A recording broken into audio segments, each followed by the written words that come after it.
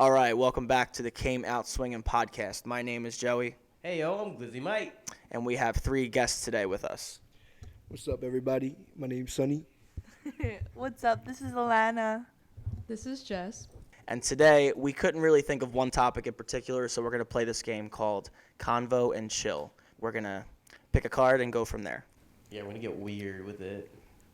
Starting off, what is your favorite documentary? For me, I would say Food Inc. That kind of opened my eyes to how we eat food in America. It's crazy how we torture animals and stuff for pretty much getting dollar McChickens. And, well, it used to be before the economy went to shit. But that documentary is nuts to me. I don't know if you've all seen it, but I have. Could have sworn you were about to say loose change. Well, true. Well, loose shit, change. now that you mention Loose change is crazy. That shit is nuts. Especially they've had like 4 or 5 revisions over the last like 10 years, so a lot of new information has come out. But I don't want to be the one that gets right into this, but there's a couple 9/11 documentaries that are pretty eye-opening and pretty. I actually really like the Planet Earth documentaries. That fucking guy's voice, he's like the English white guy, he's the yeah, that's his name. His voice is like so relaxing. Like, I don't know what it is about it, but like all the different animals and like hearing his little English accent, he's all like, the African ostrich lays eggs 3 times the size of a normal egg. He says some bullshit. I don't know, but I used to literally just like smoke so much weed and just watch that and zone the fuck out. My favorite has to be The Trials of Gabriel Fernandez for like just the infamous case in itself, and brings a lot of attention to CPS services and the child welfare services. And not to get too deep, but it's very important. I think everyone should watch it. what's your favorite, Gliz? So, I can't remember what it's called, but like, dude, I'm weird. I agree with like Tom DeLonge. Aliens are fucking real. That's true, yeah. Like, all the alien like documentaries, that's my stuff. Alongside with animal documentaries, I really like animals. Like, I actually want to get into birding. Like, I saw a cardinal the other day. Wish I had like Yeah, that's cute. Yeah, man. Yeah. All right, here we go. We got. Which do you think is worse, watching your ex make love to someone for an hour or spending 1 week in jail? Okay. I feel like that's obvious. Me personally, if my ex is my ex, they're free to do whatever the fuck they want. I might be jealous a little bit, but I definitely wouldn't want to spend a week in jail over something like that. I am definitely not going to jail. 100% not. I mean, not that I would want to watch, my ex having sex with somebody, but I mean, like, it's better than going to jail, I guess. I can understand how that could be, like, hard for some people, though, I guess, sure. That would definitely be fucking weird, to say the least. I am not going to jail. Yeah, right. So I will choose the alternative option. Again, like, that's not something I would necessarily want to see, but with no other rules implied, I might just do something else and just zone out and... Whoa! Not like that. Whoa! Not like that. I'm sure there's like pretty car passings or a pretty landscape out the window to kind of just look at in the meantime, just mind my business and not go to jail. Sounds like a win to me. So the question is, what do you think is worse? Going to jail for a week is worse than spending 60 minutes watching your ex. So to answer the question, I am not going to jail, so I think that's worse than me sitting for 60 minutes watching my ex. Yeah. That's my answer. My answer is just like everyone else. I think going to jail for a week would be a million times worse. Besides, my ex is pretty hot. Like, So he might enjoy it. Right? Hey, hold up. Like, I know everyone who's listening can't see it, but in the Glizzy Mike house, we have a single reading chair. He's got the cuck chair, everyone. Chair. He has the cuck chair. Hey, if That's she's awesome. having fun, we're having fun. It's fine. We're all happy. True. I'm a mature man. I can watch. There you go. All right, Lana, you're up. All right. Let's see what we have next. Is dating a coworker off limits for you? After previous experience, yes, 110%. Because it can either be kind of good because you're at work and you see them all the time, or it can go really bad. And in my experience, it is really bad and not very fun at all. You'd think it would be fun, kind of having that, looking at each other. You're like, oh, yeah, Meet me, my office. yeah. Meet me in the walk-in. Meet me in the walk-in. Hey, that's what we try, right? Yeah, and I'm sure it's like that for some people, but, I just, no, thank you. I'm good. I am also in the same boat with that because that just makes the work environment as a whole super awkward and tense and kind of like a distraction too. Like when you're seeing somebody that you work with, it's really hard to really give your full at work.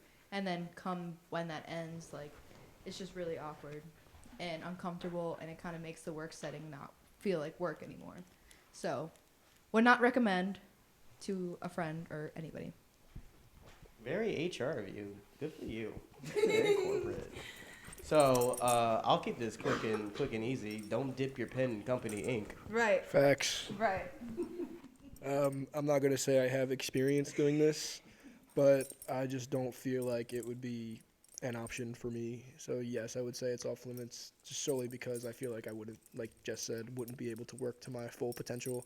Would get distracted, be wanting to show them attention, but I just wouldn't be able to because I'd be doing my job. So it's you can't win in that situation, in my opinion. Yeah, to mirror what Sonny said, I agree. It would be too much of a distraction for me, and I feel like things would get sticky. It would definitely come to all right, Gliz. Things would get sticky. That was no pun intended. Things would get sticky.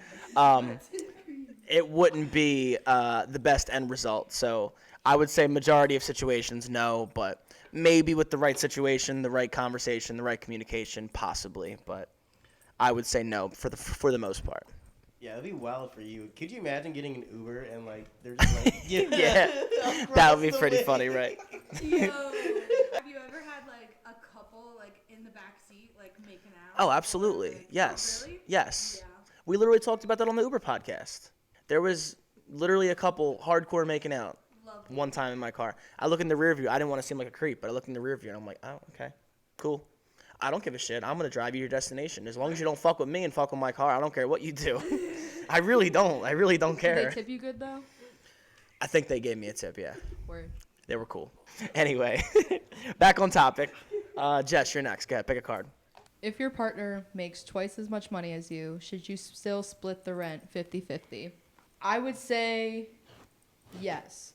In terms of part of the rent is paid for, the rent in full, and the other half, the other partner makes and spends their money on, groceries and electric and parking, utilities, things of that nature. So it still is responsibilities and such are split in half.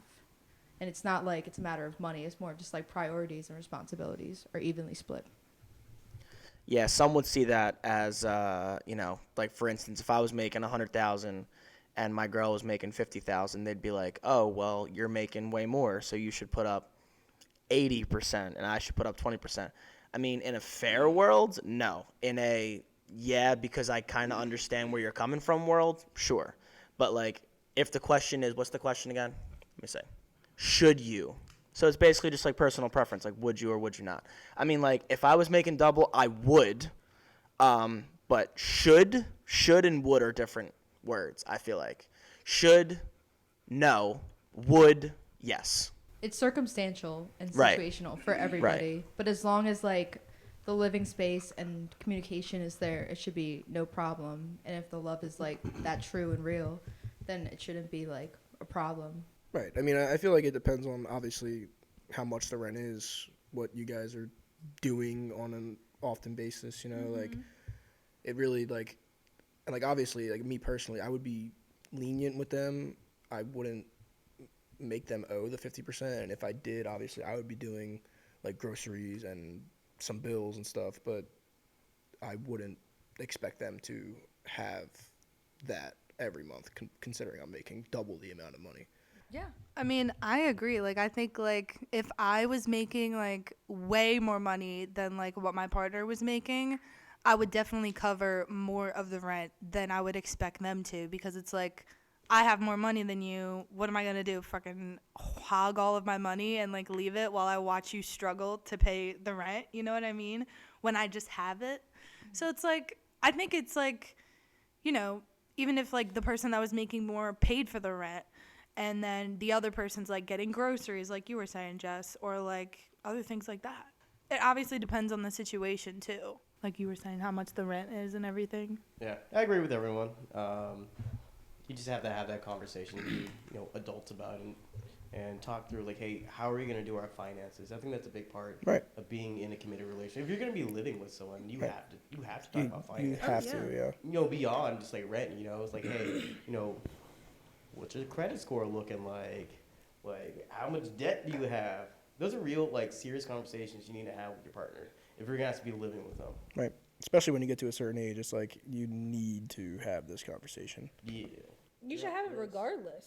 You know what I mean? Like, if you plan on moving in together, that should be talked about before you even decide that you want to move in together. How much can you afford each month?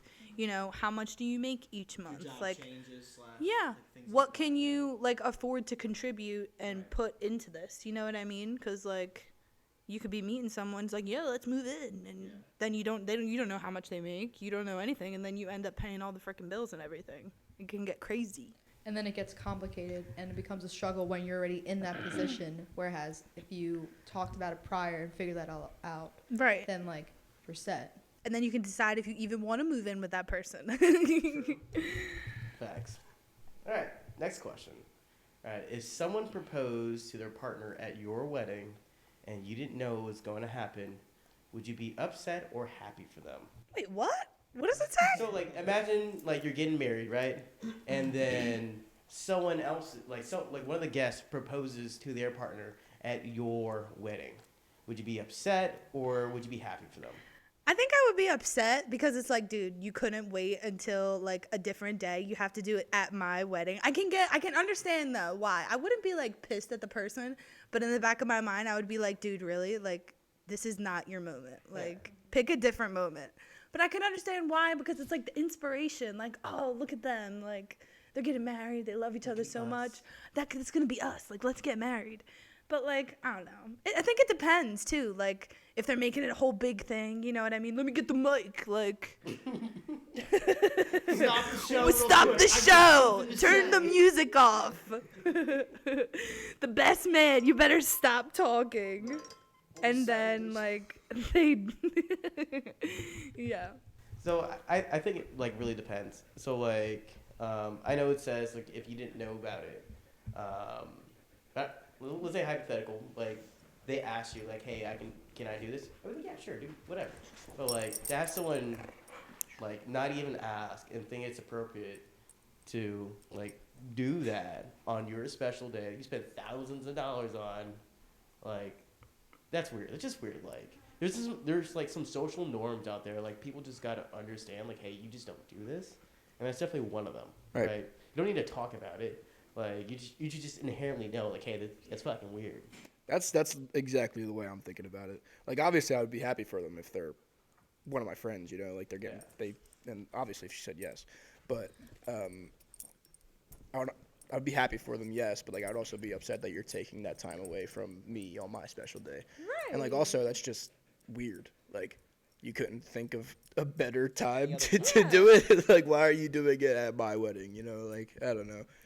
I'm in agreement with everybody. I think that if that were to be the plan, it should be at least talked about with the bride and groom. I was just about to say that. Like, if you ask me, like, all right, cool. Like, I'll put aside a moment for you, like, I'll incorporate it in even. I think I would personally be willing to do that for somebody, for a friend of mine, to have them have that moment. But, like, if you're just stopping, like, in the middle of, like, my partner's speech, then I'm going to feel a type of way. It's very situational, circumstantial, of course.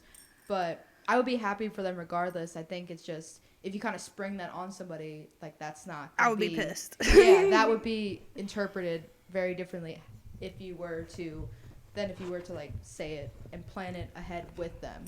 You know what I mean? Yeah, my opinion's very short and sweet. It's not your day. It's my day. Right. So don't do that shit unless you talk to me beforehand and you confirm and I confirm with you that it's cool. Glizzy's dying right now. Yeah, just for everyone at home, Glizzy's like tearing up. I just You didn't see what happened? No, I didn't. I didn't. What did he do? In this current moment, Maxwell, Glizzy's dog, was just fucking humping Sunny in the middle of Joe talking about it. Full on rocket out and everything. Okay. We love it. Okay, well, I was lost in the sauce because I didn't see that. So, okay, I thought Glizzy was laughing at me, but I guess not. Got it.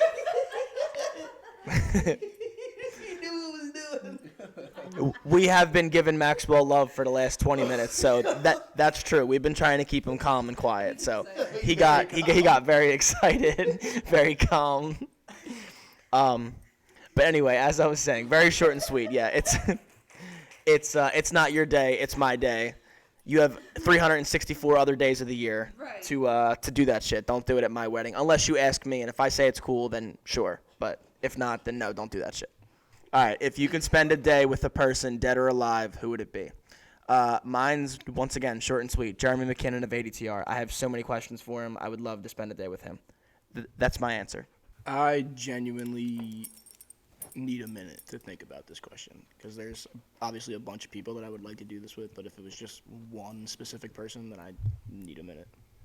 If we're talking like people close to you, like family members or anything, it would be my dad.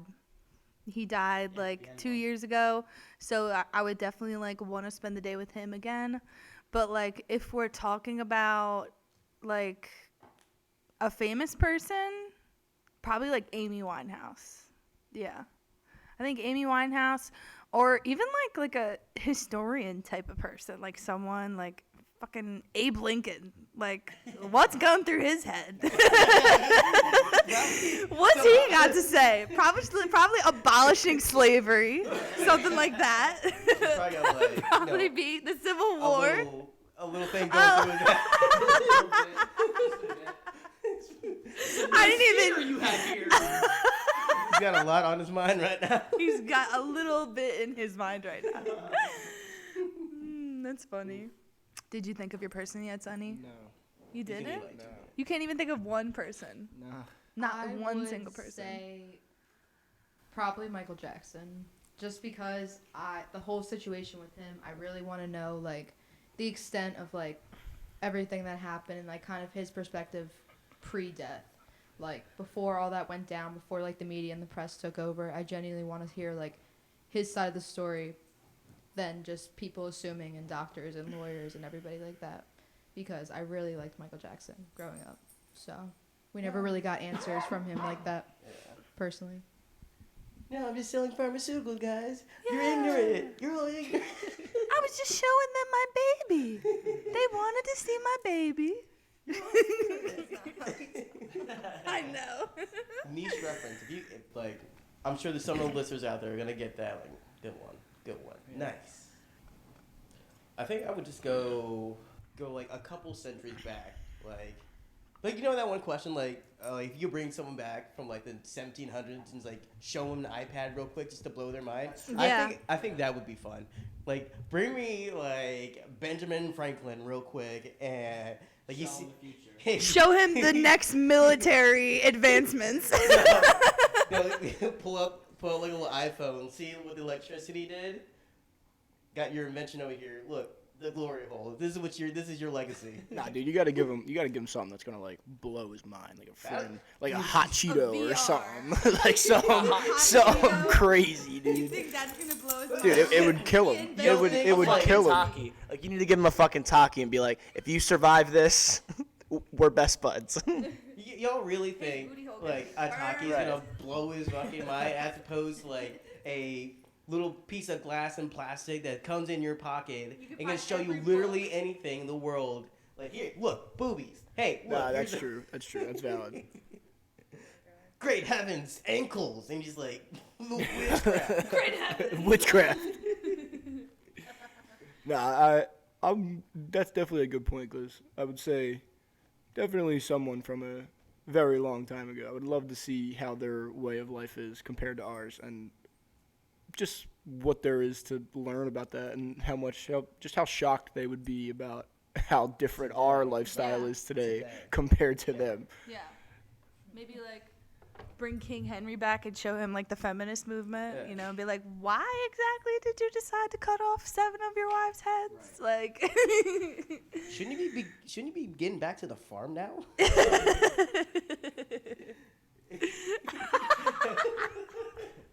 Alrighty, next question. What do we got? Do you consider flirting cheating? Yes. I think so, definitely. I mean, like, obviously there's like maybe like a couple like little comments you can make about how somebody's looking good that day, yada yada yada. But That's like different than to flirting. a certain extent, it definitely is considered cheating. Uh-huh. Yeah. 100%. Short and sweet, as Joey said, yes. However, I will say, coming from a woman, like, women just compliment each other like that. And it can be misinterpreted to flirting, especially if you're a part of, like, the community or whatever.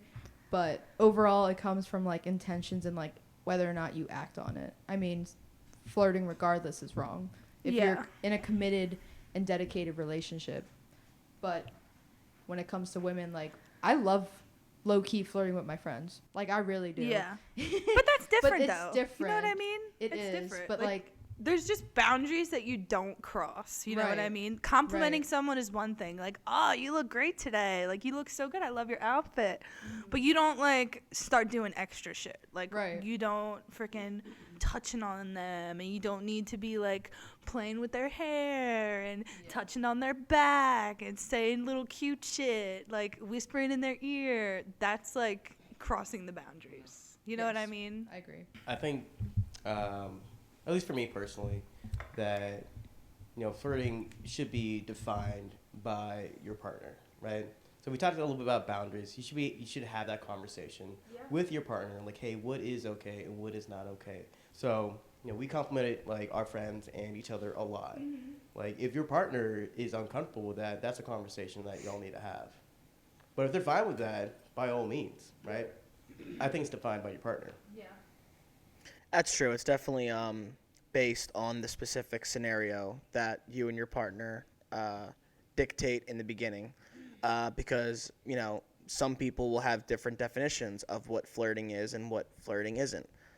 Some partners would be cool with words. Some partners would be not okay with words. So it all depends. And then the specifics of what them words are, / the meaning behind them words, / the actions physically that you take could be a step up from that too. So it just depends. So that's kind of my answer too. I feel like in most situations, yes, it is considered cheating in a way, but it's kind of heavily dependent on you and your partner's relationship from the beginning. To kind of piggyback off of like what everybody is saying, the communication is definitely important, especially considering like different types of relationships as well.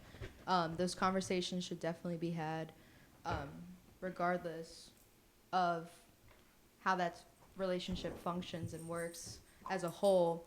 But I can also understand if you are, interested in multiple different partners and have different like expectations and rules around those relationships, they could Right. be different than a monogamous relationship. Like if it's open or you're Or in a poly relationship, right, right? So it really just depends, and it comes down to those two people. But the bottom line, the main foundation, should definitely be communication and respect. Mhm.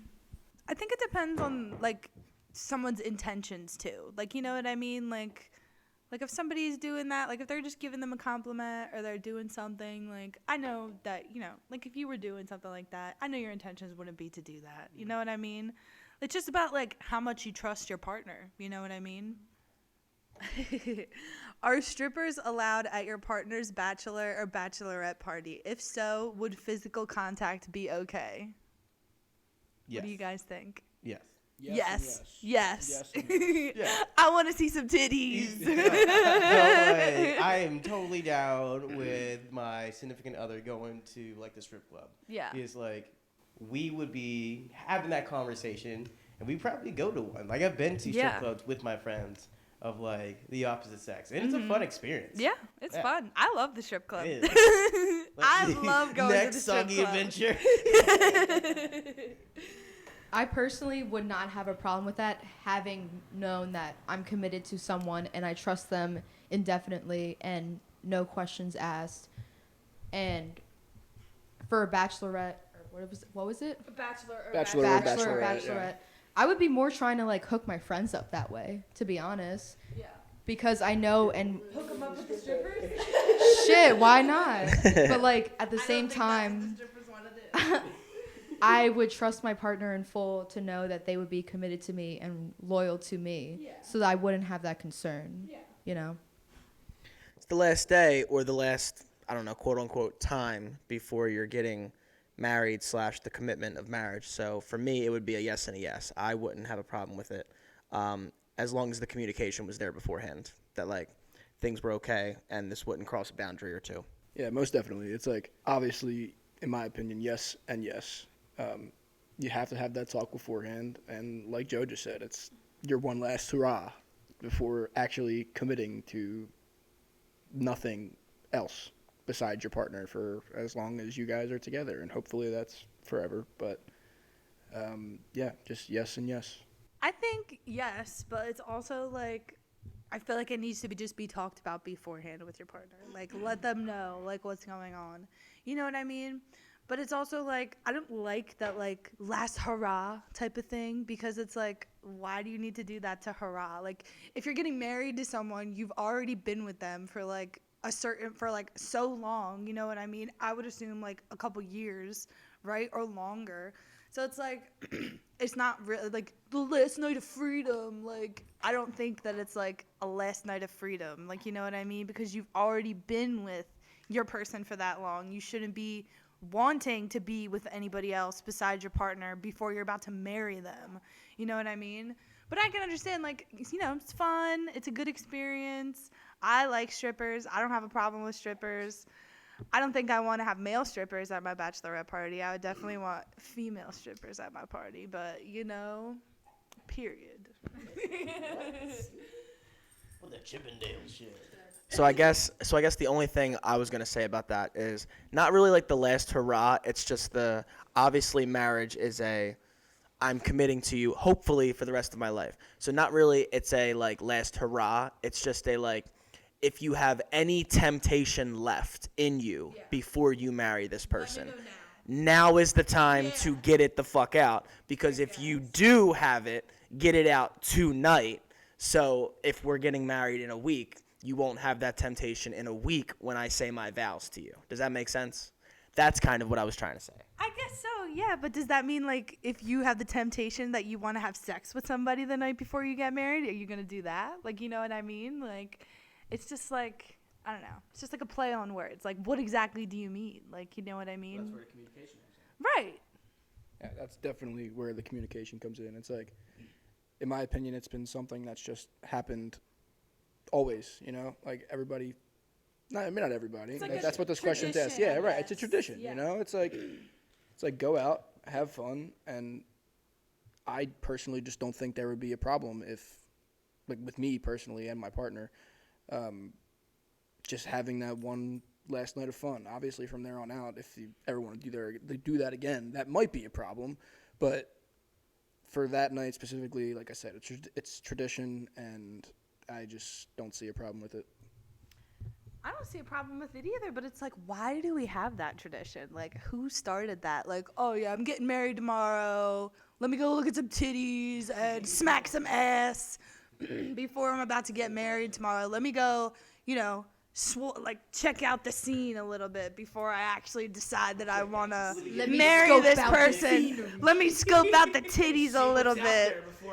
Yeah, like, I don't understand why it was started. That's why I'm like, this whole, like, it's the last night of freedom. Like, you know what I mean? It's just for fun. Like, I don't think it has to be like anything like it's all the last night of freedom, or it's like the last night where I have to check out the Temptations or nothing. Like, it's just like fun. Like, going to the strip club's a fun experience. I like talking to the strippers. You know what I mean? Like, but I also think it's different for girls. It's different for women going to the strip club, depending where you're going. Depending where you're going, you know, like if I'm going to the males, I would never go to a male strip club. I'm They're sorry. fun. I don't like male strip clubs. I would never want to go to a male strip club. I would rather see titties bouncing in my face than seeing Yeah. a dick and balls. Not that I don't like a dick and balls, but if I'm going to go pay money, I want to give it to the ladies. Period. Like, do you think musicians are responsible for the growing crime and drug culture in the inner city neighborhoods? They definitely have a part in it, in my opinion. If you're making music about shooting this and doing drugs and doing this and doing that and smacking ass and fucking girls and doing this, it's like the people who listen to you are Impressionable. they get ideas from that, and they like look up to whoever's making that, you know, like. And especially if a lot of your audience are younger people, they're gonna like grow up looking up to that and wanna not want to do that when they're older, but like they just get ideas from that, you know. I think 100% it makes it like, what's the question exactly? Musicians, I think that they're a little bit, I don't think it's all their fault, but here's the thing. I feel like a lot of people that are making music like that, they're making it because that's their experience. Like, that's what they're seeing on a day-to-day basis. Like, a lot of these rappers and everything, they're coming from these inner cities where there's a lot of crime, where people are dealing drugs, where their family member, like, has a gun, they're strapped up, they're going down the block, and they're pointing it in somebody's face and they're asking for the money. You know what I mean? Like, it's what they're experiencing. Do I think that, you know, it's bad that they're doing that? Kind of. Do I also enjoy some of that music? To an extent, yes. But I think it's about your mindset too. Like, it depends on, like, do I want my kids listening to that? No. I don't want my kids listening to frickin' Ricky talking about selling perks on the block. Perked up, like, what is it? Perk 10s. I just popped a perk 10. Yeah, I don't... You know, but it's weird though. TikTok is really like spreading that kind of stuff. Like, there's little kids that are like 10 years old talking about perk 10. I just popped a perk 10. I wouldn't say that musicians as a whole are completely and entirely responsible for like the growing crime and drug relations in those areas, because you have to think wider and more broad than that. Like, why are there inner cities made like that and have certain people countlessly in different cities that kind of are influenced by that, because that's what they came up on. Right. Like, that's what they find like resonates to them and find like a comfort in them, and it's also like a cultural thing too, and it's a shame that it has to be that way. But I don't see a problem with people listening to this type of music as long as they don't become influenced by it, that they don't take it as like this is their way to like become something that they're not, or have it be a lifestyle type of thing. It's very much like you can listen to things and not have it like affect you, you know, and that's also broadening out past rap music, hip hop music. That's also like, you know, really sad and like more like heartfelt, like emo music too. Like, if you let it consume you like that, of course that's all you're gonna have, and that's gonna be your mindset forever. So I wouldn't entirely say that it's musicians at fault, but I can definitely see how it can be a problem. People can just kind of make that assumption on their own, too. So to both of your points, right, there's a difference between promoting and saying there's a problem with something, right? So, like, to both of your points, right, I think Lana, she was like, you know, I just popped the perk 10, But you also talked about the inner cities and stuff like that. There are people that sing how it's a problem and how the governments / people should fix the problem. But then you have other people, other musicians, that glorify the trends and glorify the words. So I feel like the difference is, if you're glorifying this, I'm fucking bad bitches and I'm getting high and this is life, that's wrong. if you're saying there's a problem and the world needs to fix this problem because this is how I grew up and they don't want future generations to grow up like this, that's fine, and I have no problem with that. But if you're literally going to be like, for the next 3 minutes glorifying, oh my God, being high is amazing, I'm not listening to your stuff, and you're wrong. Yeah, you're absolutely promoting the problem.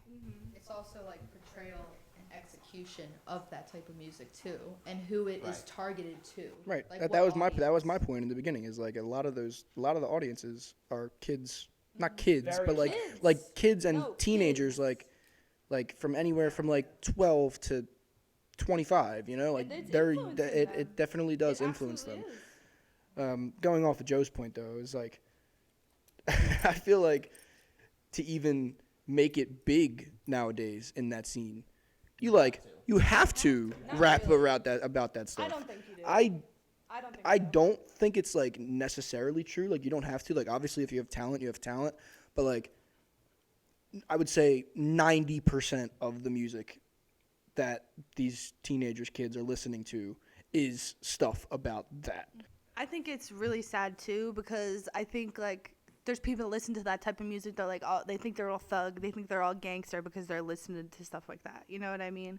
But it's also like I don't think that people are intentionally trying to do this. Like I don't think that they're trying to I don't think, you know, these people that are making songs like that, they want kids to be out there doing drugs because of the song that they heard or anything. But I think it just can be hurtful, you know? And I think, like I was saying, they're making these songs because that's what they're doing. They're popping perks. They're fucking bitches. They're doing drugs. They have guns. They're in gangs. You know what I mean? So it's like that's what they're doing. So that's what they're rapping about. So it's just about their experience. But it's just about, like, I don't think they're intentionally trying to do it. But I don't think that they need to be doing that every single damn song. Let me speak. Maxwell's got something to say. He's singing about it. He's like, hell yeah. He's like, I listen to that shit. He's like, I listen to that shit, bro. What about it? When you're not here. But like you were saying, like there's more, you know, people that can make music without needing to talk about that kind of stuff, you know. Logic is a great example of like a rapper. He doesn't talk about, you know, doing drugs. He talks about how he used to sell drugs and that he thinks that it's bad and that people shouldn't be doing it, but he was doing it to make a living, so that's what he talks about. He raps about positivity, you know, like his experience, his past, different things like that. So there's definitely people that do it without needing to talk about drugs and guns and all of that stuff, but there's a lot of people doing it. He wants to talk. Hi, baby. All right, so I'll answer the question very quickly and succinctly. I think the real, you know, cause for problems within the inner city is, you know, income inequality and gerrymandering. That's it. Like, you peel back the onion, look at the root cause. That is where the majority of the problems come from.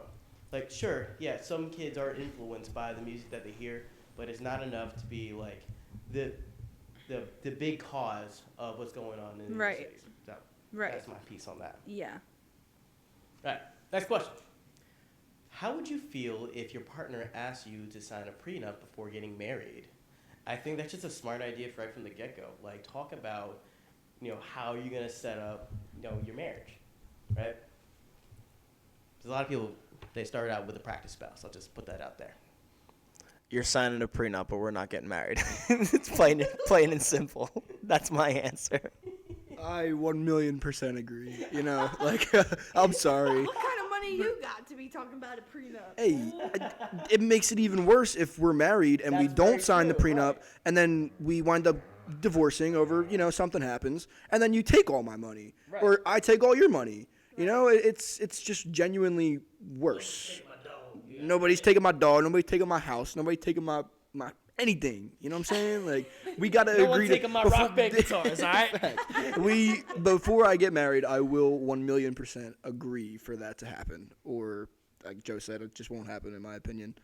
I don't know if I need a prenup to just have a conversation of like shared responsibilities and expectations. Well, that's totally different. Prenup is like, I'm making... She said, I'm Googling it right now.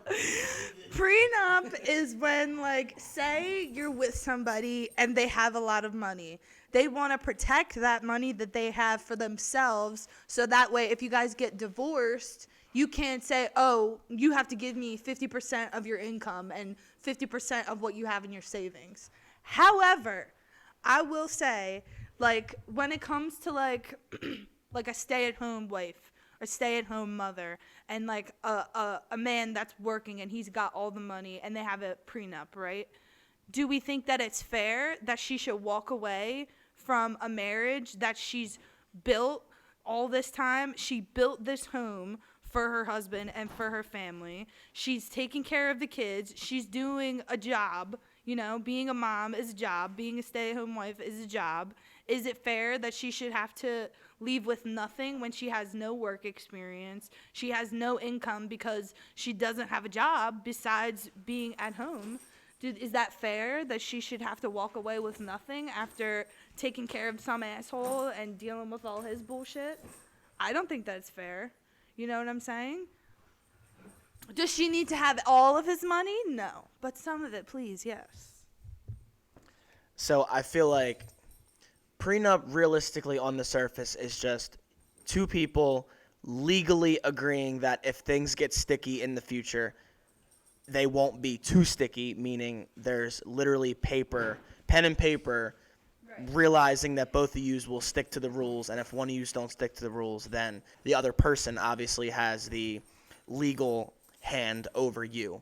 But I feel like in the beginning, it's not a hard ask to sit down and be like, hey, depending on your situation, like Lana's saying, to where if some dude is making $200,000 a year and this girl's saying like, hey, you like me a lot, you know, you're cool with me being a stay-at-home mom, this, that, and the third, let's get a prenup and let's figure this out. That situation is obviously going to be kind of heavily skewed financially in the guy's favor. So if there was no prenup, that girl in the end could be like, oh, well, I built this house for the last 5 years with you, like I stayed at home, whatever. I'm entitled to yada, yada, yada.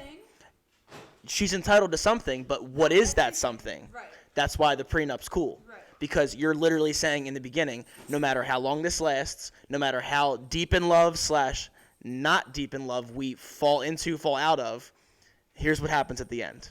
If there is an end, till death do us part. If there's an end, there's an end. If there's no end, till death do us part. I work hard to make this house a home. Seriously though, and I don't think there's a problem with having a prenup, but like I've definitely seen a lot of articles and a lot of things where that kind of thing happens. Right. You know, a woman, you know, she's been a stay-at-home mom for 20 years. She doesn't have any work experience, and they get divorced, and she has no income. She has no work history. How can she get a job to be able to, you know, survive? But I don't have a problem with a prenup. Prenup is fine if that's what you want to do, as long as both people are agreeing, right?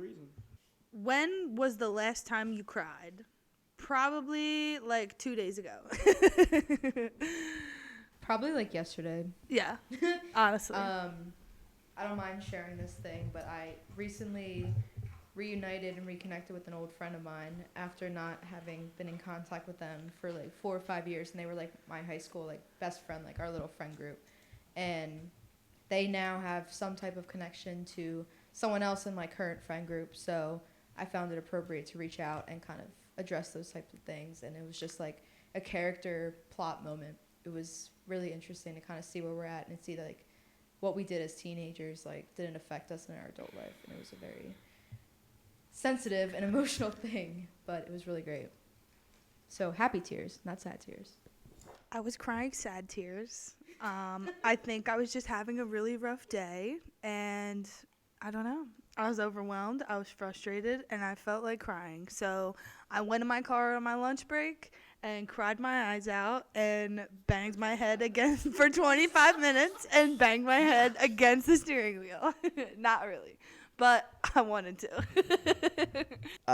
That's true. There's a distinction between happy tears and sad tears. Sad tears for me, last time I actually like wept was when my hamster Sandy died. That was February of 2023, so about a year and a month now. That was the last time I had. Cried in a year? That was the what? You haven't cried in a year? A year and a month, Not yeah. once. I haven't cried. Guys don't cry that often. Most guys don't cry that often. They like hold it in and then they get a really good cry out most of the time. Cause I don't know. I don't know. It feels so good. I cry all the fucking time. Let's go. That We're shit all feels looking at Gliz good. right now, and he's just like, Honestly- listen. Honestly, I'll put on sad music and like force a cry out when I'm feeling it. Yeah, I'm gonna let it out. I don't give a fuck. It feels good. I can definitely agree to that. I mean, when I put on, like, I'll purposefully put on sad music if I'm feeling down, but I don't think it'll get, for me personally, it won't get me to the point where, like, I want to just sob, you know? I genuinely can't think of the last time I've sad cried. No, it's not sad cried. When's the last time Just you cried in general. Pretty much every concert I go to. I'm screaming my heart out every single time, and I just love the band, love the music so much that I'm just screaming. There's a sad part, a real happy part. I just get real emotional, and tears come flying. But I love it. Not to get too sentimental and like serious, but I think there's also a very big stigma around men and mental health that it's almost like deemed wrong to kind of feel those emotions and like actually let loose, and it's really unfortunate and it's really saddening. But I can also see that like because of that and because of the come up on that, men don't feel comfortable enough to cry or even talk about feelings because of that, and it's really a shame. So men, it's okay to cry. Yes. It's okay to feel how you feel. And if anything, I respect men even more for feeling emotion and crying and showing vulnerability, because it feels so good to cry. It doesn't feel really good in the moment sometimes, because when you're crying a lot of the times, it's painful. You know, you're crying because you're in pain, because something is making you really sad. But afterwards, like, the release, like, is so good. Like, it sometimes just makes me feel so much better. You know, not that I want to cry. Sometimes I do. Like, sometimes I want to cry and I can't cry because I want to feel that release so bad, but it's just not happening. I love my sad men. I love Goodbye. it. We care about the sad men, Yo, I'm and emo we as think it's fuck. okay to cry. How do you know when someone really loves you? That's a good one. That is a really good one, and I'm going to try to keep it short. When you feel an automatic comfort and safety with someone and able to release and kind of allow your inner child to kind of just be along with your adult version yourself. I think that is when like real love kind of just seems to happen naturally and over time, not like a forced connection, and it feels like really good. And there's no questionable trust or loyalty or any type of communication. You just feel safe and comforted, and time seems to just stop. That sounds really corny, but it really does. Like, no time has passed, and you could just stay in that moment with that person for a really long time. It's like kind of just a feeling, you know what I mean? Like, you can see in someone's eyes when they really care about you, when they really love you, you know what I mean? Like, the way that someone looks at you, or like just the feeling that you get, you know, the little tingle in your heart where it's like, oh, they love me. Oh, I cried. I cry when like I hear someone say that, you know what I mean? Because it's just emotional. And like I was saying, it's just like a look, you know what I mean? Like, you can look in someone's eyes, and if they really love you, you can tell. I really think you can. It's like, especially now with this whole big friend group that we have, you can really just tell that, like, the love is there. You know, we're always reaching out to one another, always checking up on one another, always staying in contact. You know, staying in contact, in my opinion, is one big thing, just in general, is like, you know, we're always wanting to hang out. We're always doing this, doing that, complimenting one another. You can just feel the love. I don't think there's really a definition for like how to tell if someone loves you, but there's just a feeling that you feel. If you feel it, you feel it. If not, you don't. That's that. For me, it is the body language.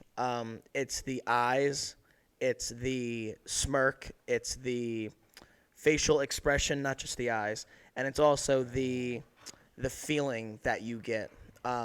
There's been a handful of times, like Sonny was saying, in this friend group, where you could just tell that, platonically, but also like intimately, someone in this group genuinely is showing you some love. And it's hard to put into words, but just when you have that moment with that person, you'll know. That's the only way I can describe it. It's that simple. Period. On period. Like, All right, so for me, it's all about the small details, Like, you really love someone when you can remember those small details about someone. Like, something as minor as, like, hey, your sister does this program in college. You only have one conversation about that, but you're able to bring it up months down the road because you committed that to memory. Or, like, you're going to go pick them up, and along the way, you stop at 7-Eleven. You grab them, like, a Red Bull and a Slim Jim and, like, some Reese's because that's And their some favorite. pickles. And some pickles. Get a big old pickle for, like, your pickle fans. Just those small little details that you commit to memory just because you care about them and you want to see them happy. That's how, like, I know, like, this person cares about me when they commit small details that, I don't normally talk about or don't bring up. And they just remember it. Like, hey, this is, like, we can have, like, a conversation, like, months ago. Like, talking about, like, hey, this was my best friend from, like, college or, like, high school or something like that. And they'll remember it. Or when they see a stuffed animal and they think of you and they're like, oh, I'm going to get this for them. That's love. That's love. Stuffies, squishmallows. Yes. all the women can most likely agree. You find out that your fiance has stolen $9,548.32 from your account over the past 3 years. Do you call off the wedding? Yes. Next person. I feel like obviously I would have to know as to why they did that, first of all. Second of all, if you're stealing, that's a big problem, especially if we're getting married. Right.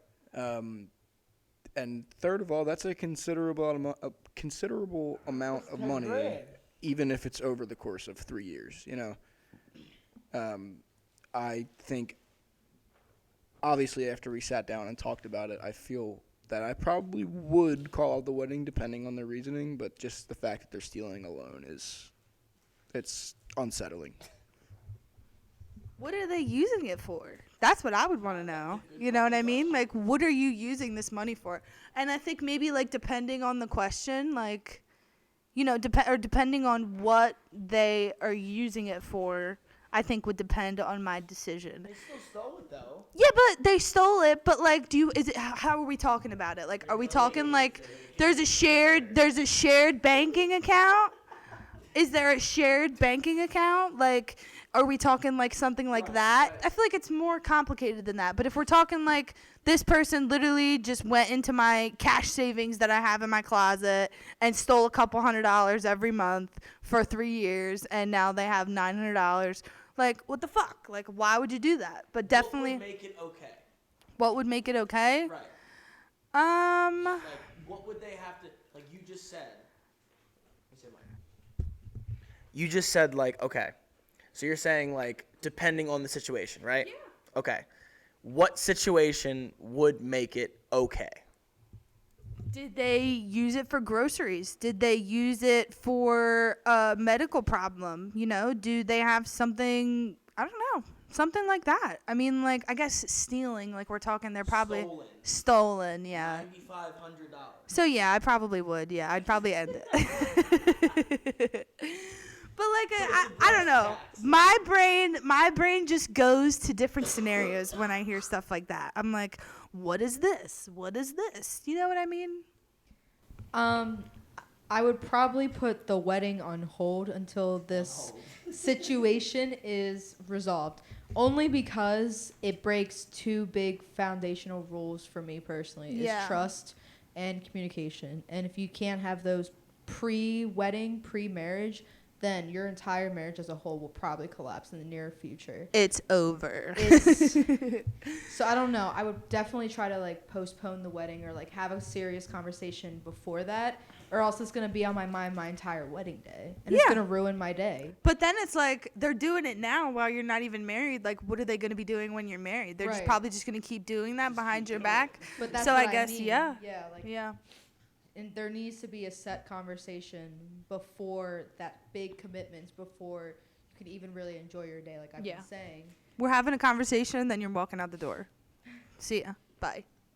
I would just want a more in-depth explanation as to why. Because if it's like for legitimate reasons, Right. or like they're struggling with something that I don't know about, or But like then again, like if it's legitimate reasons, they should be you should have that Right. trust and open communication with your partner where they'd be able to ask you for that money if they really needed it. I don't like You know that what I sneaky mean? shit. I don't like the deceitfulness. I don't like any of that. We don't fuck with a sneaky No. bitch. We don't. Never. Especially if you're gonna become a lifelong committed partner of mine. That's very serious. Yeah, you're sneaky. Yeah. You're so there's stealing gonna from the be cookie jar. A very serious conversation. Get your hands out the Get your hands out my cookie jar, fool. Yeah. All right, I'll keep this short and simple. If I'm ever in that situation, girl, you better get your makeup together because we're gonna see Judge Judy up in this bitch. Right, right. We're We going gonna to settle freaking this. Judge I'm gonna get my Judy. shit back. I'm gonna go talk to Top Dog. I'm calling it Dog the Bounty Hunter, man. You're gonna Better go call search Saul. for this money. Did you know you have rights? The Constitution says you do. So do I. And so do I. Better call Saul. I was out partying, minding my own business. You gonna do the next one? Two left. All right, so we have our second to last question here, and it is, should women pursue men? I believe 100% yes. I feel as a man, it's most of the time, it's us chasing after them, not really so the other way around. The ladies may feel another type of way, but personally, that's just my experience. Yes, I think that women should pursue men, and I have pursued men. Has it ever worked out for me when I've pursued a man? No. I don't know why men think that we don't pursue men. Because the wrong men. no, but I'm saying though, like, okay, we're chasing the wrong men. Then who, like, you know what I'm saying? When you pursue so many people and you try and you try and you try to go after someone that you think that you're going to have a connection with, that you like, that you find is attractive, that you think is a good match for you, and it doesn't end up working out, how many more times are you going to do that and get your feelings hurt over and over and over and over again? That's the same way it is for us, though. I know, and I'm not saying that it's a problem. I said, yes, women should support men, but I don't understand why men don't think that women don't pursue men. Because a lot of women I know do pursue men. Jess pursues men. I've pursued men. And it don't work. And it don't work most of the time, right? And there's a lot of men that I've known that don't pursue women very often, too. Like, they just sit there and they think that we're supposed to read their minds and think that, no, you didn't. You didn't. You did pursue.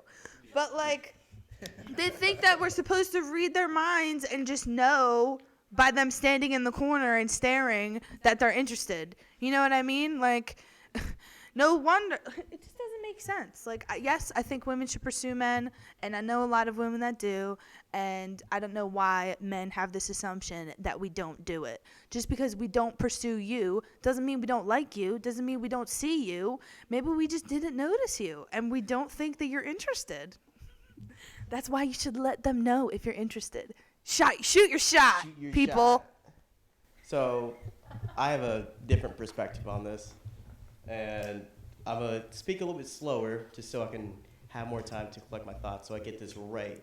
But I think women should pursue men because women take on a lot more risk in the dating world, right? There's inherently differences between men and women, right? And women, by and large, by the numbers, are taking a lot more risk when they're being pursued by men. So if they feel confident and they feel safe and they trust someone and they choose to pursue a man, I think it works better in their favor from that perspective. It hasn't. Right. It has not worked out better for me in the slightest. I'm thinking more of like the safety perspective. Safety perspective, yes. But Yes. does it work out like to like a relationship? Who's to tell? My reasoning behind why I agree that yes, women should pursue men more.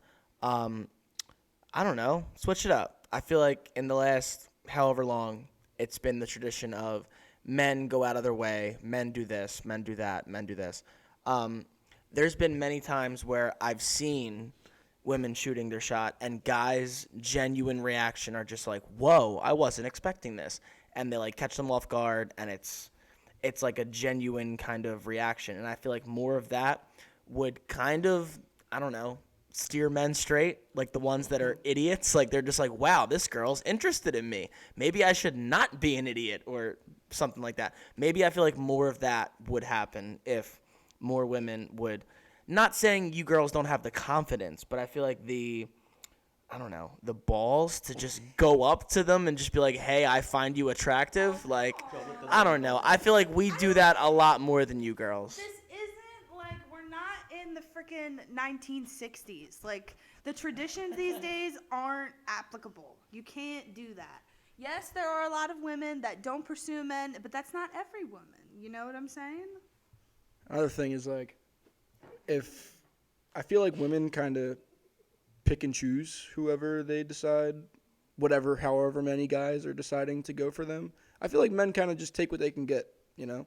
Not many men. I agree. Taxi cab theory. Not many men get those messages or just get pursued by women. But like, I feel like no matter what, a man would be like, whoa, okay, like let's give this a shot. I feel like women sometimes would get that, like get pursued by a man and just be like, I ain't doing shit with this guy, you know, like fuck that.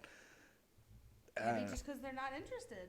Exactly. Maybe just because they're not interested. And why is that a problem? You know, like if a girl came up to you and tried to come after you and you were like, yeah, fuck no, I'm not dealing with this girl. I'm sure one of you guys have both, and all of you guys have had a situation like that where you haven't wanted to deal with someone that's trying to pursue you.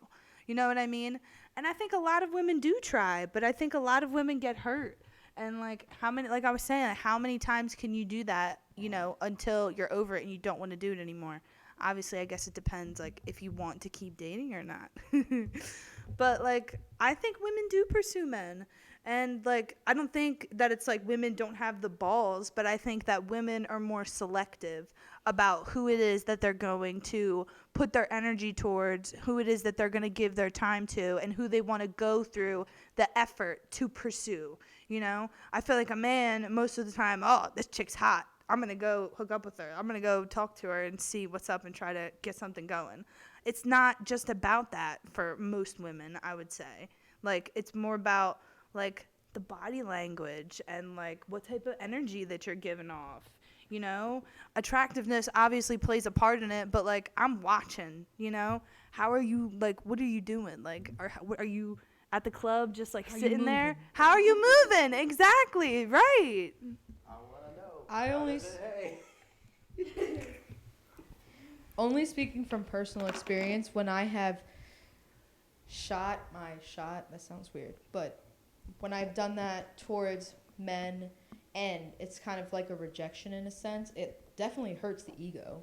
Yeah. It does, and I kind of get discouraged from that too, so I kind of just like avoid that as a whole. But I also like when a man kind of just comes up to me and kind of has that like will to kind of like he comes The confidence, right? very forward with me and says something to me that kind of like shows that like energy, like you want to pursue me, you saw me from afar and like you want to get to know me or like just talk to me as a whole, like that shows that you're interested, and like more likely than not I'm gonna pursue you. We can at least talk about certain things. But I don't think women like don't pursue men. I think that's false, personally. I think there is some that don't. Some that don't, but then again, they also have the reasoning where, like, if they get rejected or if something doesn't work out, it's discouraging, and you don't want to, like, always do that because it's hurtful. Mm-hmm. And, yes, I can say the same for men, but it's also, like, women are a lot more sensitive to that shit, to be honest. Personally. I agree to Lana's point. I feel like women are a lot more selective when it comes to who they pursue, why they pursue, how they're feeling when they pursue, yada, yada, yada. Men will just do it. Yeah. And they don't really think of the next step / final step / the reasoning why they want to. They'll just do it because that's what they think in the moment. But I feel like women kind of think more than men. So I feel like that's why a lot more women don't. That's why men feel like women don't do it as much. Not saying that yous don't do it as much as men. It feels like yous do it less because kind of you may be more selective than we are. Men will just walk up to you and be like, hey, you're fucking hot. Women will be like, okay, he's hot, but this, that, and the third. Does he this? Does he that? Is he this? Is he that? Men don't do that. Yeah. So I feel like that's why we think that yous don't do it as much. But you may. We just don't feel that, I guess. Like, a lot of men haven't even done that, though. It's like, I think a lot of women don't experience that. I think that men think that women just walk down the street and instantly the first guy that walks past them is coming up to them, like, complimenting them and letting them know how beautiful they are and that they want to take them out on a date. That's not happening in a woman's everyday life most of the time. You know what I mean? Like, a lot of women, yeah, maybe that happens, but I don't think for everybody. So it's like, and I'm sure men that happens too. So it's just like, at the end of the day, like, if you're interested in someone, just go for it. Like, you know, if they're not interested, it is what it is. But if you want them and you like them, go for it. Yeah, period. I'm gonna reemphasize that, right? So the question was like, should women pursue men? I think everyone should pursue what they want. Whoever right? the fuck they want, right? Yeah, shoot your shot. You're gonna get turned down a lot, and it sucks. It does feel bad. But the more you do it, the more you put yourself out there and just take that risk, it gets a lot easier, right? Accept those no's. It's like, hey, this person isn't for me. Move on, right? Find someone else. There's gonna be someone else out there for you. You can't be, worn down by, rejection. It is a scary thing. So like, I've been rejected like so many times, but I still get out there. I Right. still try. We're just like kind of. Everyone's we're just kind of rejected me. Right. We're just kind of like used to shot it. me down. We're but I just still used to put it. my shit That's out exactly what it is. Guys are used to it. there. Yeah. Guys are used to it because they do it so often. I feel like women don't do it as much as So we they're not do. used to So it. they're not used to it, and they take it to heart more than we do. You know. Okay, but like, And we discussed this earlier, that women are more sensitive and women feel more feelings than most men do in this world, right? Do guys do it more? I think it's equal. I really do think it's equal. I think that a lot of guys do. I think a lot of guys will disagree. But in my perspective, it's equal. I've pursued an equal amount of men, and a lot of men have pursued me too. But it's like, I think that women do. I don't know. Maybe it's different for you guys. You guys are men. I don't fucking know. But, like, in my perspective, I do. We do. I think it also comes down to like when you first meet somebody and like kind of see somebody, you're automatically subconsciously thinking, okay, are they deemed attractive to me or not? Mm-hmm. And that's like for women, like if a woman goes up to a man and like kind of shoots her shot, she could be really nice, like personality wise, but if she doesn't fit the criteria of like what you really like physically about a woman, you're not going to pursue it. And the same way for men too. Right. So it's really about that first instinctual judgment that kind of discourages or encourages that entire interaction. And that's why it's so hard on both sides, to be honest. But like for women, it just hurts more because we take so much pride and like, not joy, but like, just so much pride in like how we appear in our appearance too. So it definitely just hurts a lot more. Men don't really care. Not that they don't care in like full, but like women do so much more to like make themselves look appealing and presentable towards like not for men, but like to get like attention and feel good about yourself too. So when that doesn't work out in your favor, of course it's gonna hurt more. You're right. And I think it depends on the situation too. Like if we're talking like you're going out to a bar or something, I don't think most women are going out to a bar expecting, guys to be all over them. We're going out to the bar because we want to have a good fucking time and we want to have a couple drinks. You know what I mean? A lot of men go to the bar looking for someone to pursue. You know what I mean? It's just a mindset thing, If you could fix one world problem, what would it be? I think if I was to fix one world problem, it would be food and water. Because everybody gets hungry. Everybody has the right to eat some fucking food. And everybody has the right to drink a clean, cold glass of water. There's so many people that in the world are dying from literally a basic human right, which is food. And even like homeless people and stuff, like there's not like, how come we don't have like fruit trees? You know, why isn't there more fruit trees out in the park? You know, how come there's no apple trees just growing in the park around the corner for the homeless man to go to and pick an apple off of and eat if he wants to? You know what I mean? Why is like our only source of food is to go to the fucking grocery store and to fucking like spend a shit ton of money buying freaking groceries? Yeah. For me, food. So for me, food is a necessity, but even more than a necessity than food is water, because you can only survive a couple of days without water. You can survive a couple of weeks without food. So for me, it would be clean water for everyone. There's a lot of other problems that are more intricate slash involved than water. Water should be a basic human right for literally every human that is alive right now. Um, Food is a separate issue, but it's kind of just as important. But like I said, you can go a little longer without food. So if I had to pick one, I would say water. We all need water. It's literally, we're all 70% made of water. So we all need more of that to replenish. We all sweat it out. We all, so say that again. What'd you say? Say it into the microphone. Go ahead. We're pissing it out. Yeah, we're pissing it out. Our kidneys are doing our due diligence, right? Water is definitely the one for me. We all need hydration slash water for our basic human consumption, and I feel like food and other things could wait a little longer. I feel like water is the most important thing for me. I think this is a really hard question because not only are there so many problems, but there's so many ins and outs to all of them. Like obviously some big ones are hunger and thirst. But like in this day and age, if everyone was able to eat anything they could ever want with all the preservatives and all the shit that they put in our food nowadays, it's like obesity is also a problem. Eventually, like if we had as much food supply as we possibly could ever want, obesity is already a big problem. And then like homelessness, that's a huge problem in our area in the city of Philadelphia. It's like, I hate to say this, but like a lot of the homeless people around here are drug addicts, crackheads, stuff like that. It's like, if they did have a place to stay, what would that do besides just give them a place to do that, rather than being out on the street? In my opinion, the biggest world problem that I would solve is war.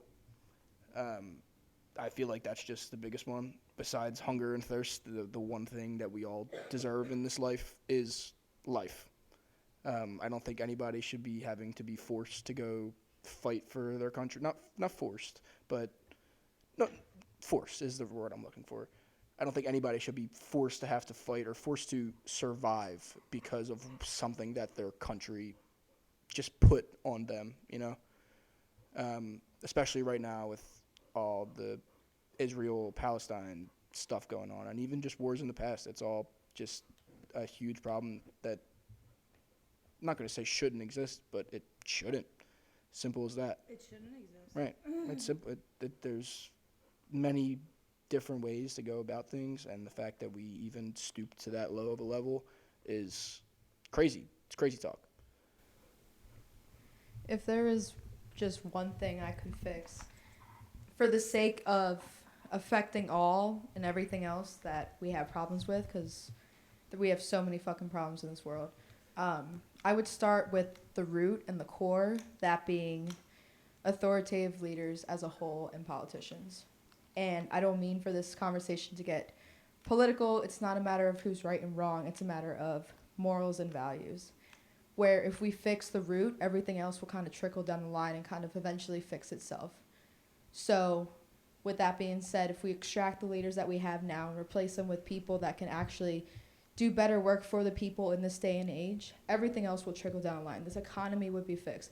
Homelessness would cease to exist or be extremely limited. Or, jobs as a whole could be more resourceful and more beneficial, and we wouldn't be crashing in student debt and be discouraged from doing it as a whole for that very fear. Or, the foster care systems and CPS systems wouldn't be so failing because they have more resources available to them. And just trickling down the line, if we start from the roots, from the core itself, regardless if you're blue or red, I think we can all agree that what we're doing right now and how the systems are just set up and the way that the parties are meant to divide us is only doing just that. So, like, just coming from, like, you know, seeing a lot of things and being a part of a lot of different things that have been very hurtful, I think if we fix that one thing, it will give us more hope as, like, a people, and could eventually just kind of fix itself or have more, like, opportunities for voices to be heard and just kind of be better. Kill the politicians, please. Eat the politics. Because honestly, like, she's right though. Like, if we like just had the right people that were running these countries, like with the war stuff, like you were talking about, son, like have these billionaires go out and fight their wars instead of sending their little toy soldiers to go out and fight their wars for them and die for something, for what other people believe in. Like, if we had the right people. Why don't presidents fight the war? Why do they always send the poor? Why do they always send the poor? Why do they always send the poor? No, but seriously though, like, if like we had the right person in office, or we had the right people that were putting the right the resources that we have in the right places instead of sending them to shit places, like, more people would be thriving. You know what I mean? There's so many opportunities, like, to do more things than what are being done, like with homelessness and stuff. In Philadelphia, there's so many abandoned buildings. There's so many abandoned houses, buildings that were old businesses or whatever that may be.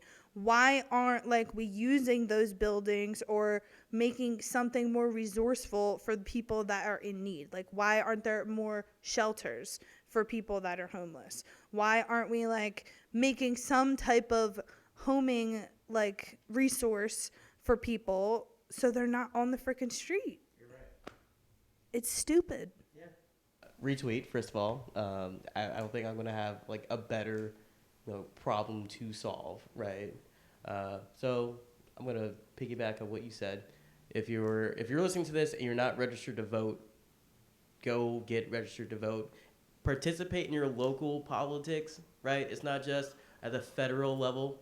You need to be, like, voting for your local area and understanding which each office, role, and position does. Like, get educated.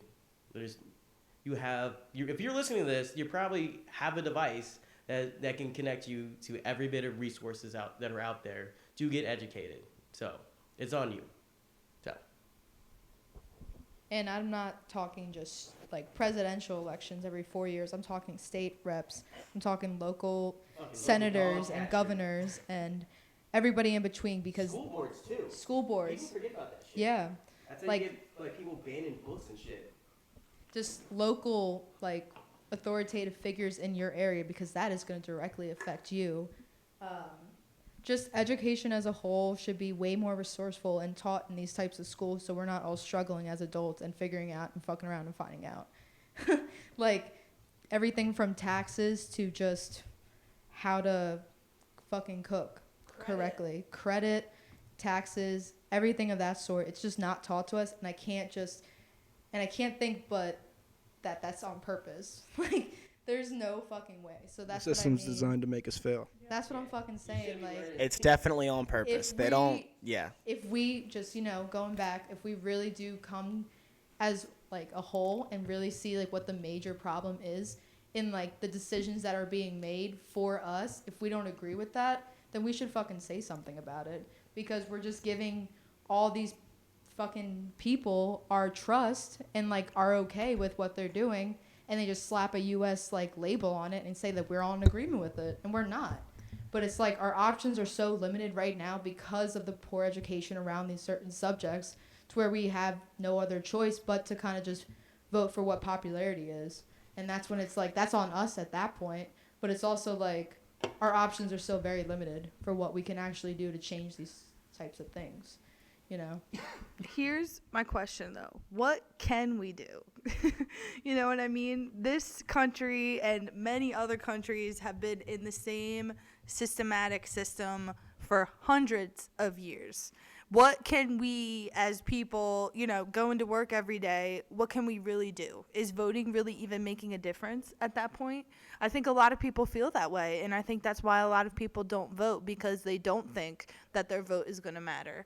I think that it does, but it's also like, what else can we do? It feels like hopeless some freaking times, because it's like you feel like there's all these powers that be. They're just controlling everything. They're in these buildings in Washington, D.C., making all these decisions behind closed doors. Most people don't know what the frick is going on. And they're hiding stuff from us, Like, they're keeping shit on the low so that we don't see it. You know why? Because we're more focused on how we're going to fucking pay rent, how we're going to feed ourselves, where we're going to get clean water from, where, what we're going to buy the next day. So something to consider is like how many people actually vote. So if you look at the stats, if you look at the numbers, like it's a very disgustingly low percentage of people that actually participate. And when they do participate, how well educated are they? A lot of them probably aren't. They'll know like the big names, like, oh, hey, here's the president, here's like the senators, maybe like a state rep. But if you go down to like, hey, who's gonna be like the district attorney, or like the different levels of judges, or like who's gonna be the sheriff of like a county or something like that, they're not looking into that. Or like who's gonna be the treasurer of like the city, like they're not caring. Like, all right, like there is an R next to that, there's a D next to it, like let's go. No one's really looking into that. And that's a part of like the education piece that people need to, they take on as their own personal responsibility to understand like and be a educated participant in politics. So to Lana's point, there's strength in numbers. You're absolutely right. I feel like if more people were educated, if more people cared, if more people saw the movement, we would have a lot more deciding power. But that's also what I mean. Like, if we really take these old ass people in office, everything from the House and from the Senate and Yes. from everything, if we take those old people out who have been alive for like 60, 70 years and replace them with people who actually know what the fuck is going on and know what people want, we could see massive change. And people might actually want to vote too. Yeah. There's nobody to vote for. That's what I mean. Like, everyone's Who just are we seeing voting blue and for? red, and It's blue and red, but it's also like, who actually has some good qualities that I That's what I respect, mean. that I agree with, that I think is going to do a good job and knows what they're doing. the options are limited. The is what options we're are limited. saying. So, I mean, like, if we take out everybody, including the candidates at large right now, because the election is this year. Yeah. Like, the election is literally this year. So, if we take out these left and right powers and replace it with just what people stand for and what they were planning on doing when they're in office, if and when they are, then we may see a drastic rise in votes. And maybe even more young people will want to vote, because I know it's a lot of like the younger kids that just see this and they're like, wow, like I don't stand for anything and I don't resonate with anything that these people are saying, so I'm not going to want to vote. But little do they know that like the majority of voting class is younger people. Everything from like Gen Z to like early millennial. And Not it's like, boomer, with these but- old people, dude, like, these people have been in office since, like, 1960. Like, it seems like at this point, dude. When it was way different. There was a Times are way changing. different way of life, and these people grew up with way different mindsets than what is needed in the world right now. And I think that that's what a part of the problem is that we have these old-ass people. Like, there's an age limit for how old you can be until you can become president. What's it, 35? Yeah. You shouldn't be over fucking 65, 70. And you should also have to get a new driver's license at that age, too. We should reconsider all the laws that we have standing in place and reiterate things that kind of match to the like what we are doing now and what resonates with life as it is for us now. So that's what I mean, in a total wipe through of like everybody in an authoritative house, so that things can just make more sense and just be easier. It's an easier process for everybody else. And like I said, just like encourage people to vote too. because like that's the major problem is that people are not voting because they don't want to agree with these people. Yeah, no one. People wants are to not vote for- voting because no they one don't wants to think their support these vote. people. They don't no think one their wants to vote fund the matters. genocide, but also no one wants Yeah. like. Let me stop. People don't think their vote matters, and on top of that, to Lana's point, 50 is the limit. If you're older than 50, you shouldn't be in power. Plain and simple. 50 is the fucking limit. Like 35 to be president and you have some history in politics, fine. You got 15 years to prove yourself, be in a position of power, do your fucking thing, and then get away. 50, because like Lana was saying, we have people right now in 2024 who are in Congress that are 80 plus. And they're just Let me say that again. They are 80 plus, okay? When they were our age, I'm 28 talking right now. When they were my age, this was the mid-1960s, okay? The U.S. was such a different climate, such a different place, such a different world. These people that were in my age when this was a thing should not be in power today. That's my opinion, and I'll leave it at that. I feel like another thing that goes into it too, with like the whole people not being encouraged to vote is, like, especially nowadays, I'm not going to name drop any names, but with just how wild and radical both sides are, I feel like people just don't want to be associated with that. Like, if these guys who we are electing to run our country believe in this and believe in that, are gathering mass crowds who all believe in the same thing, it's like, if you don't believe in that, obviously you don't want to vote for it. So it's like there's nowhere to go, nowhere to turn, no one to vote for. It's just a really stupid situation. I think that's what the main problem is. There's nobody really good to vote for right now. Who the fuck is there? Nobody. I don't trust none of them. So that's why we need a total cleanse of everybody. Wipe everyone out. Goodbye. Take everyone out. That's how I'm gonna solve world problems. I'm gonna take the Thanos approach. What's the freaking thing? snap Snapping the fingers. heads off? Thanos What did is they right. do in Paris? Thanos is right. What did they do with Paris? Oh, they were like chopping heads off. With what though? What was it called? The guillotine! Bring back the guillotine!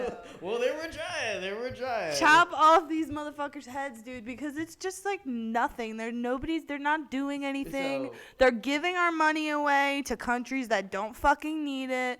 They're doing dumb shit. They're not supporting the people. Nobody's for the people anymore. I think that's what a lot of the problem is. Like, there's actual problems going on right now, right here in the city. Like, and I think that more people focus on outworld problems than they focus on our problems.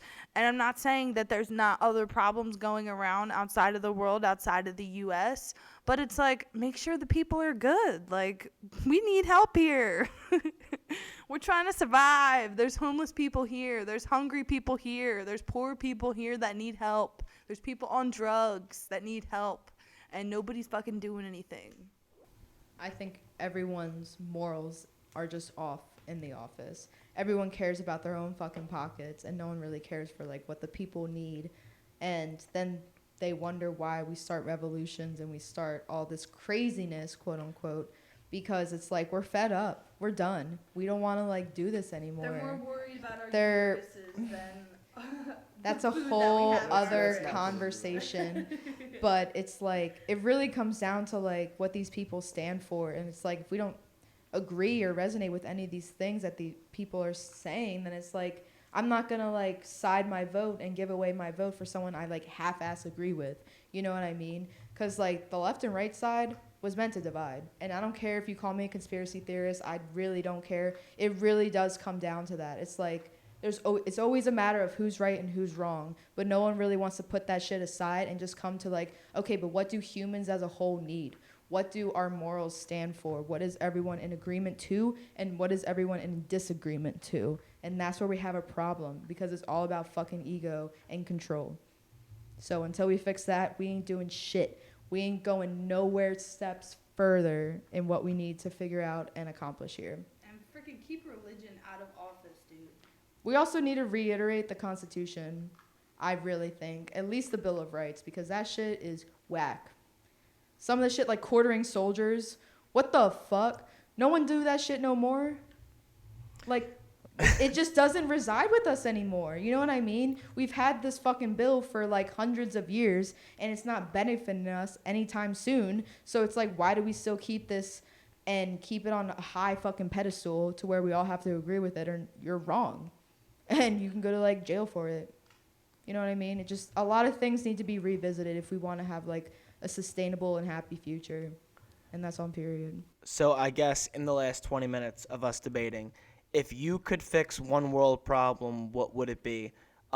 It's not just one problem. It's like dozens, and the world has gone to shit. So just be kind to your neighbor, and just don't be a shithead, I guess is the best way to put it.